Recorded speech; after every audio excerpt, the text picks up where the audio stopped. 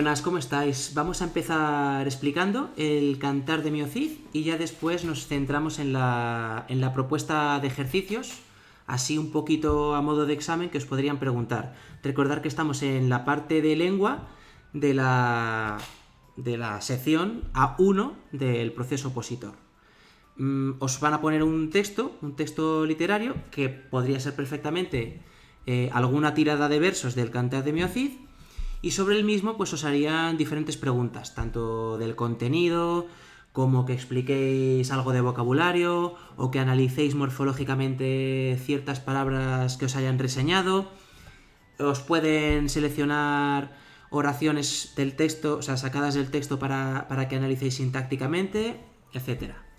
Entonces, en el pequeño estudio que vamos a hacer del Cantar de Mio Cid, primero empezaríamos ubicando un poquito la obra, en el sentido de, me refiero cronológicamente, autor, género, ¿vale? Luego nos centraríamos en la estructura, en el tema, el contenido, en cuántas partes está dividido. En este caso estaría dividida en 3 partes. Luego continuamos con los aspectos formales. Aquí me refiero pues a la métrica, figuras retóricas, la rima, más o menos ese tipo de aspectos, Así un poco por encima, tampoco sin profundizar en demasía, pero sí por lo menos tener ciertas nociones, porque recordar, como siempre decimos, que hay que ir un paso por delante en la parte de lengua y de matemáticas, es ir un poco trabajando contenidos un poco más de un poco más de dificultad, ¿vale? De lo que nos van a preguntar. Entonces, finalizamos ya viendo un par de fragmentos de la obra, así más que nada para ejemplificar el tema de los aspectos formales y verlo realmente en partes de la obra, no solo de manera teórica, así sin poner ningún ejemplo real. Entonces, respecto a la ubicación, decimos que es la primera manifestación literaria de importancia en lengua castellana. Igual que en Francia puede ser la Chanson de Roland, o en Alemania el Cantar de los Nibelungos, o en Inglaterra la de Beowulf, pues aquí sería el poema de Mio Cid. Para clasificar la obra, diríamos que es un poema épico perteneciente a la narrativa épica medieval. Y sería narrativa en verso. Si recordáis el esquema que teníamos, decíamos que teníamos narrativa tanto en verso como en prosa. En prosa, la obra más representativa sería la del Conde Lucanor, y luego dentro de en verso teníamos los cantares de gesta, y luego ya, por así decirlo, el mester de clerecía. Mester quería decir oficio, en ese caso sería el oficio de los clérigos, pues aquí tenemos el mester de juglaría, que sería, por así decirlo, el oficio o la dedicación de los juglares, o a la cual se dedicaban los juglares. Entonces decimos que es el único cantar de gesta castellano que se conserva prácticamente completo. Estaba también el cantar de Sancho II, el cantar de Fernán González, pero se perdieron, ¿vale? Además, como la transmisión era oral, pues se acabaron perdiendo. Entonces, el que realmente está completo sería el Cantar de Mio Cid, o prácticamente, casi completo, y se compone por 3.730 versos, que se agrupan en tiradas o series. Luego vemos eso, en la parte de métrica, luego vemos qué es eso de las tiradas. Bueno, decíamos que sería recitado o interpretado, llevado a cabo por los juglares, ¿vale? Por eso se llama el mester de juglaría.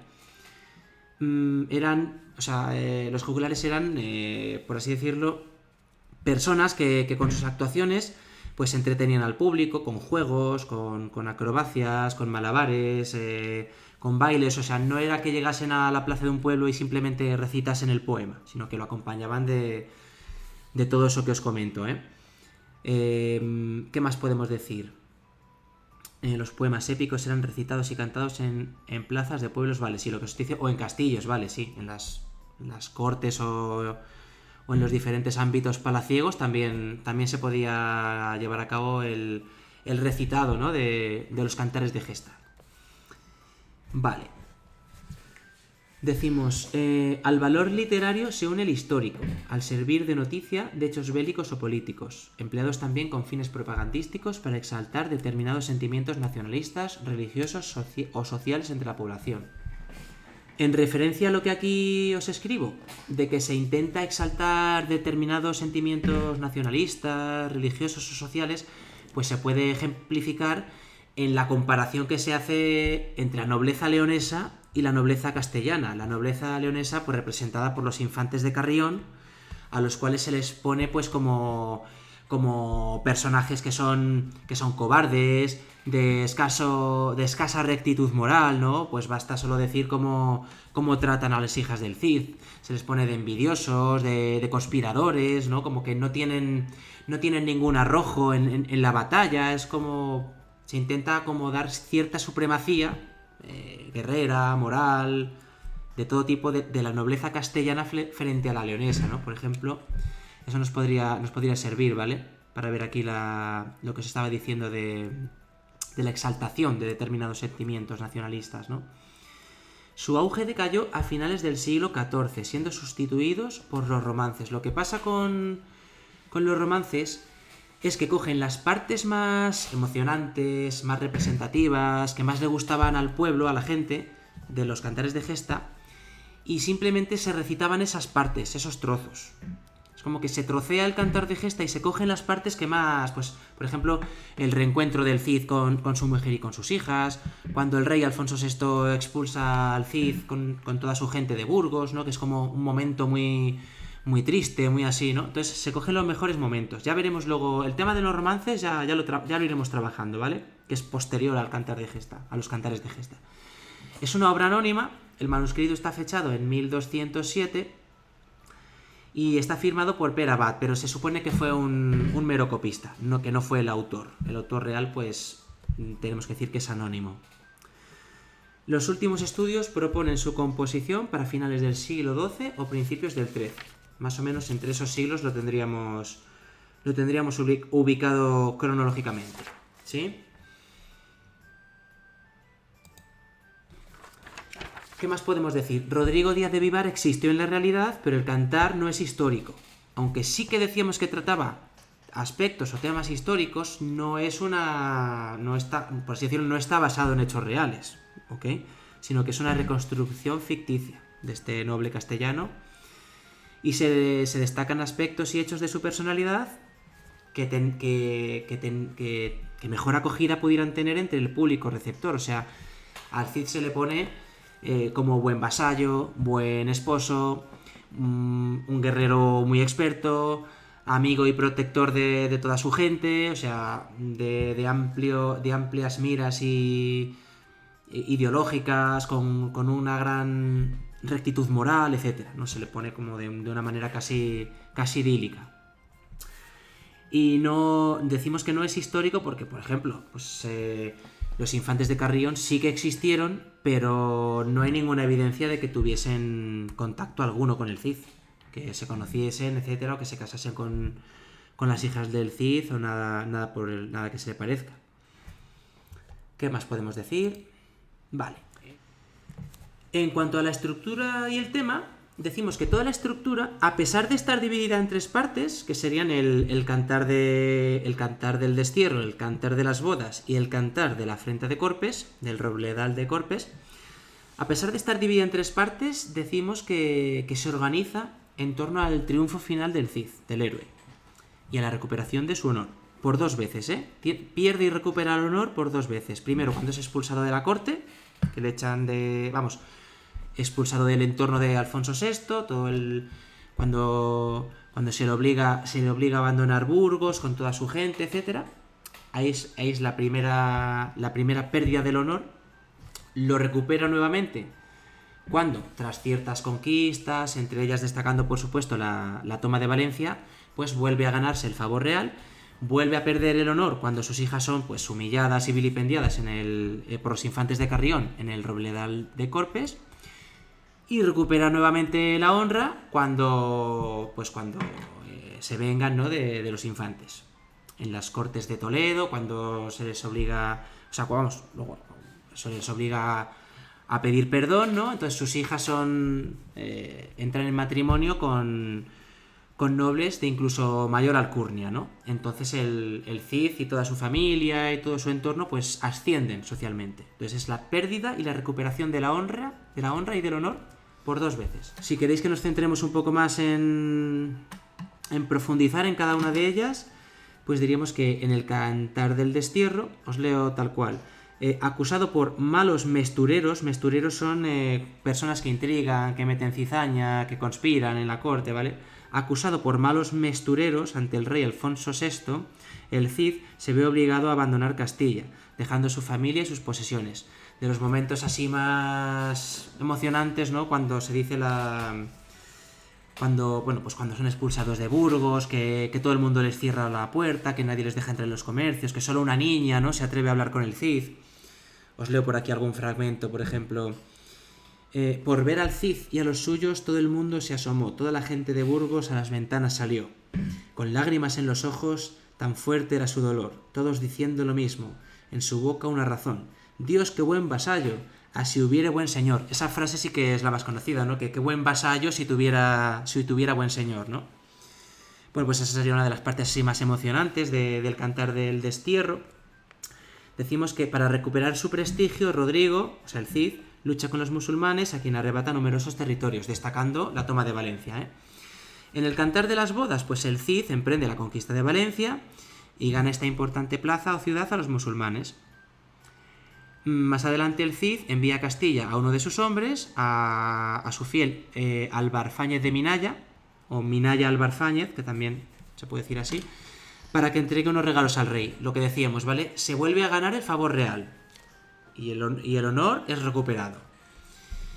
Para recompensar esta lealtad, el Cid casa a sus hijas con los infantes de Carrión, pertenecientes, como decíamos antes, a la nobleza leonesa, sobre la cual siempre se intenta, pues, como poner por encima a la castellana. Se intenta como exaltar a una sobre la otra. Tercera parte, el Cantar de la Afrenta de Corpes. La cobardía de los infantes de Carrión es motivo de burla entre los hombres del Cid. Sí, bueno, eso es un episodio en que se escapa un león y los infantes de Carrión, se ve como su cobardía, ¿no? Que tienen un montón de miedo, etcétera, mientras que el Cid y sus hombres, pues como que están ahí, son tan valientes que se quedan impertérritos, ¿no? Que ni se alertan ni nada con el león, ¿no? Entonces ahí como que viene la primera humillación de los infantes. Con la excusa de mostrar a sus esposas sus posesiones, los infantes parten de Valencia y se dirigen a Castilla. En el Robledal de Corpes golpean a las jóvenes y las abandonan. Ahí entraría como la segunda humillación del Cid a través de la humillación que han llevado a cabo los infantes sobre sus hijas, pero como os decía, ¿vale? Luego ya se recupera ese honor perdido. Para vengar la afrenta, el Cid reta a los infantes en las Cortes de Toledo y los vence. El rey casa de nuevo a las hijas de don Rodrigo con 2 nobles de mayor alcurnia que los infantes de Carrión. Y aquí os leo textualmente: ved cómo crece la honra al que en buena hora nació, que sus hijas son señoras de Navarra y de Aragón. Y así los reyes de España hoy del Cid parientes son. Esto que os he leído aquí de al que en buena hora nació, eso lo veremos luego cuando veamos aspectos más de tema métrico y más formales. Eso se llama epíteto épico o epíteto dignificador, que sirve como para exaltar lo que es la figura del héroe. Cuando dice, por ejemplo, el que en buena hora ciñó espada, el que en buena hora nació, el Cid de la florida barba, de la bellida barba, como son como adjetivos así y expresiones como muy exageradas, ¿no? Pero para ensalzar su figura. Eso sería el epíteto épico o dignificador, ¿ok? Venga, avanzamos un poco. Sobre el Cid recaen todos los rasgos o ideales medievales, confiriéndole como magnífico guerrero y hábil estratega militar, hombre de gran religiosidad, fiel vasallo, leal amigo, ejemplar esposo, buen padre y noble muy querido por el pueblo. O sea, todas las virtudes medievales son encarnadas en la figura del Cid. ¿Ok? Seguimos. Si nos centramos un poquito en aspectos más formales, decimos que esta obra se divide en tiradas de versos, tiradas o series de versos, que son de métrica irregular. Unos pueden medir una tirada, ¿vale?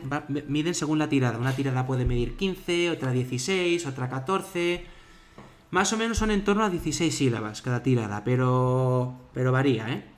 Y es en rima sonante, solo puede rimar la última vocal o las dos últimas de cada palabra en cada verso. Esa sería la rima asonante. Cada cambio de rima supone un cambio de tirada. Cuando la rima cambia, estamos en una tirada diferente. ¿Entendido? El número de versos de que consta cada tirada es variable, lo que os estaba diciendo, ¿eh? Las hay de 3 o 4 y otras... Ah, vale, sí. Es muy variable. Puede haber tiradas de muy pocos versos y otras que son incluso de 200, en los cuales se mantiene la misma rima. Luego lo vemos un poco vemos un par de tiradas para que veáis todo esto que os estoy diciendo, que si no es como muy, muy abstracto y sin concretar no se acaba de entender. Luego lo vemos en los ejemplos. Más características o aspectos así formales. Tenemos las fórmulas apelativas. Vamos a ver, ¿esto qué es? Recordad que hemos dicho al principio que el recitado de los cantares de gesta era llevado a cabo por los juglares. Entonces la transmisión era oral. El juglar se estaba dirigiendo a un público. No es como si tú no te expresas igual si te estás dirigiendo a la gente directamente o si estás escribiendo. Entonces hay muchas fórmulas apelativas. Os leo alguna. Por ejemplo, oíd lo que dijo el Cid. Es como que escuchad lo que dijo el Cid. Atentos todos a la gran hazaña de Albarfañe de Minaya. Entended lo que pasó aquí. O sea, es como que el juglar se dirige al público. ¿Sí? Por ejemplo, os quiero contar aquí. Todas esas fórmulas apelativas es como que el juglar apela al público con el cual se está comunicando. Lo vemos luego también en ejemplos. Del realismo ya hemos hablado, que se intenta dar datos que son históricamente verídicos, aunque luego otras cosas no sean reales, pero la toma de Valencia, por ejemplo, temas relacionados con la vestimenta, con las armas, con acontecimientos históricos. En todo eso intentan como mantener cierto halo de realidad, como para dar un sentido de vericidad a la obra, ¿eh? Alterna estilos directo e indirecto. Estilo directo es cuando habla el mismo personaje. Por ejemplo, en esta dice, alegre se queda el Cid por lo que hicieron allá. Y luego ya habla el Cid, dice, oídme mis caballeros, esto aquí no quedará. Aquí el que habla es el Cid directamente en estilo directo. Cuando habla el juglar por lo que ha pasado sería indirecto. Cuando hablan los personajes, ellos mismos, serían directo, ¿vale? Y fijaros lo que os decía antes, alegre se queda el Cid por lo que hicieran allá. Oídme mis caballeros, todo esto aquí no quedará. ¿Veis la rima asonante? Allá quedará. Rima las vocales de la última palabra del verso. En este caso, allá con quedará. La rima es con la A. Hay dos As en cada palabra del último verso. ¿Se entiende? Vale, el epíteto épico ya hemos hablado antes. Son adjetivos y expresiones con las que se ensalza la figura del héroe. El que en buena hora nació, mío Cid, el de la barba vellida, el que en buena hora ciñó espada, incluso también al caballo, a Babieca, me parece que se llama, ¿no? Que también le dice, uy, el gran Babieca, no sé qué, o sea, es como para ensalzar a los personajes. Eso se repite muchísimo durante toda la obra, ¿eh? El lenguaje arcaizante es como, bueno, en versiones modernizadas, en versiones ya más modernas no se aprecia, pero si cogéis los textos originales se aprecia que se intenta escribir de una manera como más antigua de lo que realmente se escribía en esa época, manteniendo como ciertos arcaicismos que ya en esa época se habían desechado por la propia evolución de la lengua. Simplemente apuntarlo como característica, ¿eh? Lenguaje arcaizante. Entonces, lo mejor, todos estos aspectos formales vamos a verlos en un par de tiradas, que serían la tirada 117 y la 118, que se contextualizan en una vez que Valencia ha sido tomada por el Cid y sus mesnadas, ¿no? Y sus huestes, como dicen en la obra, pues se va a intentar reconquistar por parte de los musulmanes, encabezados por un rey que es el rey Búcar. Entonces ahí hay una batalla, etcétera, y se ven muy bien en estas dos tiradas las características que os estaba comentando.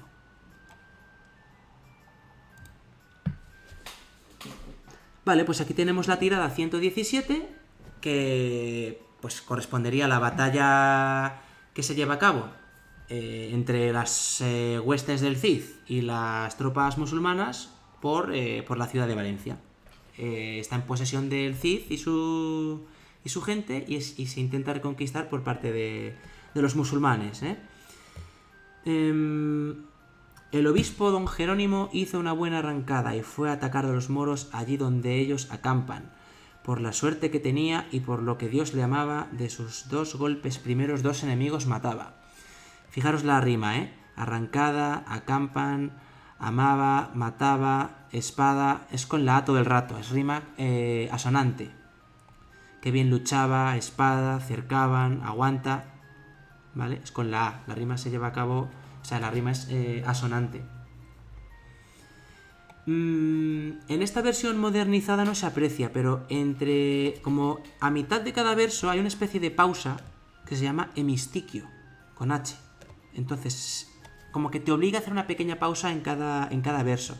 Sería algo así como: el obispo don Jerónimo, haces una pequeña pausa, hizo una buena arrancada y fue a atacar a los moros, pausa, allí donde ellos acampan. Entonces, como que en otras versiones te pone un poquito separado cada verso. Eso se llama hemistiquio. De sus 2 golpes primeros 2 enemigos mataba. Ya tiene rota la lanza y metió mano a la espada. ¿Cómo se esfuerza el obispo? Dios mío, qué bien luchaba. A 2 mató con la lanza y ahora a 5 con la espada. ¿Veis? El lenguaje es un poco hiperbólico, O sea, como muy exagerado. Hay bastantes hipérboles, en plan de... Incluso hay otros trozos que si el Cid mató a 20, que si luego mató a otros 10, o sea, es como un poco exagerado. Como decíamos siempre, para ensalzar la valentía, ¿no? Y la destreza militar de los héroes. Pero son muchos los moros y en derredor le cercaban. Muy grandes golpes le dieron, pero la armadura aguanta. Bueno, lo leéis, ¿vale? Sí, porque veis un poco... Luego esta es aquí la tirada 118, que continúa la historia, ¿no? De sus tiendas les arrojan y persiguiéndoles van. Viereis allí tantos brazos con sus lórigas cortar. Lórigas son como armaduras. ¿Vale? Quiere decir que estaban todos los brazos por ahí desperdigados y cortados, Tantas cabezas con yelmo por aquel campo rodar y los caballos sin amo correr de aquí para allá. Aquella persecución 7 millas fue a durar. Son versos de 16 en este caso. De 16 sílabas. De sus tiendas les arrojan y persiguiéndoles van. Yo he contado 15, pero es que van es aguda. Entonces cuando es aguda se suma una. Cuando la última palabra del verso es aguda hay que sumar una sílaba más. Igual que si es esdrújula se resta una. ¿Entendido? Aquí no habría sinalefas, pero como tenemos van, sumamos uno. Y lo mismo en la segunda. Viereis allí tantos brazos con sus lórigas cortar. Si lo contáis sale 15, pero como es cortar, aguda, pues serían 16. Todo esto sería una tirada, ¿vale? Sería en este caso la tirada 118. Esto es que es un resumen, hay que poner al principio. Y la anterior sería otra tirada diferente. ¿Veis que cambia la rima? Aquí es van, cortar, rodar, allá, rima con la A. Con la A. Cortar, rodar, allá, durar, va, mar, mirar. Mientras que en la anterior, en la 117, rima con la A, pero es como doble A, doble rima. Sería rima A y rima A, si queréis. ¿Vale? Pero que sepáis que es asonante. Todo esto sería una tirada. Veis que decimos que es métrica irregular, porque unos miden 15, unas tiradas miden 14, otras miden 16, unas tienen muy pocos versos, otras tienen más. La métrica varía, no es siempre lo mismo. No es como que la cuadernavía, por ejemplo, que es siempre 14, 14, 14, 14 todo el rato. ¿Entendido? ¿Qué más os puedo decir de aquí? Por ejemplo, en la 118 dice, por ejemplo, aquí, Mío Cid, a aquel rey Búcar a los alcances le va. Búcar es el rey de los musulmanes, de los moros, ¿vale? Vuélvete, Búcar, decía, viniste de allende el mar, y al Cid de la barba grande, cara a cara has de mirar. Los dos hemos de besarnos, pactaremos amistad. Todo esto sería estilo directo, porque el que habla es el Cid. O sea, las palabras salen directamente de su boca. Igual aquí. Repuso Búcar, que Dios confunda a un amigo tal. Todo esto es estilo directo. ¿De acuerdo? Y estaba buscando alguna apelación del juglar a la audiencia. Mira, por ejemplo aquí, dice, vierais allí tantos brazos con sus lórigas cortar. ¿Vierais allí quién? Pues vosotros, los que me estáis escuchando. ¿Entendido? Vierais allí sería, es como una alocución, ¿no? Como por así decirlo, una fórmula apelativa, porque el juglar está apelando a la atención de la audiencia, del público, de la gente que le está escuchando. A eso me refería con fórmulas apelativas. Y luego algún ejemplo de epíteto épico, pues ahora mismo así no veo, pero sería todo lo que hace referencia, por ejemplo, a el de la florida barba, el Cid que en buena hora ciñó espada, el que en buena hora nació, a todo eso me refiero. Mirad, tenéis aquí un PDF con las actividades que tenéis que llevar a cabo.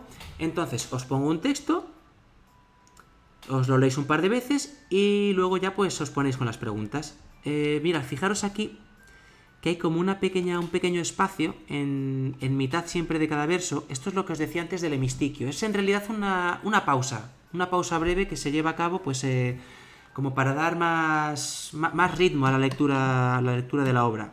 Es como comienzan ya a preparar, paras un poquito ahí, la gran sala de palacio. Los suelos con mucha alfombra, todo bien encortinado. Cuánta seda y cuánta púrpura y cuánto paño preciado. ¿Veis? Como que incluso se agradece también, ¿vale? A la hora de leerlo. Vale, pues os leéis tranquilamente el texto un par de veces y contestáis. ¿Qué episodio del Cantar narra este fragmento? ¿Cuál de los tres? ¿En cuál de los tres está ubicado o contextualizado? Y explicar un poco el contexto. ¿Se están casando? ¿Quién se casa? ¿Con quién? ¿En qué circunstancias? Un poco eso, ¿eh? Señala las fórmulas apelativas y los epítetos épicos empleados en la tirada, los que encontréis. Recordar, fórmulas apelativas cuando el juglar se dirigía al público. Oíd lo que dijo al Cid, vierais lo que hizo el valeroso Albarfañe de Miralla, contemplad la gran gesta de no sé quién, ¿vale? A eso me refiero. Y los epítetos épicos ya hemos hablado bastante de ellos. Luego, mide los versos y analiza la rima. 4. Diferencia la presencia del discurso del narrador, o sea, el estilo indirecto, del de los personajes en estilo directo. Cuando hablan los personajes directamente, pues valga la redundancia, es estilo directo. Para relatar los sucesos, el narrador emplea dos tiempos verbales. ¿De cuáles se trata? ¿Qué efecto se produce con el cambio de formas verbales? ¿Qué es lo que se trata un poquito de conseguir? ¿Qué creéis? Lo que no sepáis ya lo miramos, lo debatimos y lo corregimos sin problema, el próximo día. Explica cómo se caracterizan los personajes mencionados en el pasaje. ¿Qué atributos tienen? ¿Cómo son? ¿De qué características se les dota en la tirada, en el texto? 8. Analice morfológicamente las palabras resaltadas en la siguiente oración. Sería los, de, la, casa. Analizaréis esas 4 morfológicamente. Luego Cid, siempre. Solo las que estén en negrita. ¿Ok? Morfológicamente. Y luego el 9, analice sintácticamente las siguientes oraciones, que son las mismas que os mandé en el PDF anterior de la primera clase. Que son para trabajar el complemento directo. Recibió los nuestro Cid. Los invitados miran atentos al Cid. Aquí tenéis mis 2 hijas. Esto haré yo de buen grado. Si las habéis hecho antes, pues ya os lo ahorráis. Y eso sería para el próximo día, ¿de acuerdo? Así que aquí tenéis la parte de literatura. Venga, pues os mando un saludo, os ponéis con ello y cualquier cosita me vais diciendo, pero sabiendo que lo vamos a mirar todo el próximo día. Venga, pues un saludo.